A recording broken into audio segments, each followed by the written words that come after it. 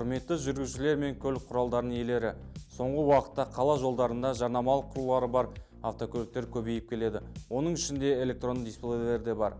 Еске саламыз, ондай құрыларды орнату көліктің құрылымын өзгерту болып табылады, және бұл жол қозғалысының қауіпсіздігіне әсер етуі мүмкін. Жарнамалық құрыларды заңды түрде орнату үшін арнайы рұқсат алу қажет.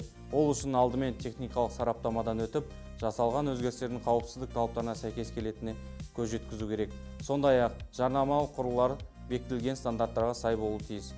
Олар жүргізушілердің көрінуін шектемеуі және жол қозғалысы қатысушыларын алаңдатпауы және жол-көлік оқиғасы кезінде қауіп төндірмеуі қажет. Баршаңызды ережелерді сақтауға және қажетті рұқсаттарды уақытылы алуға шақырамыз. Бұл тек сіздің ғана емес, айналаңызда адамдардың да қауіпсіздігі.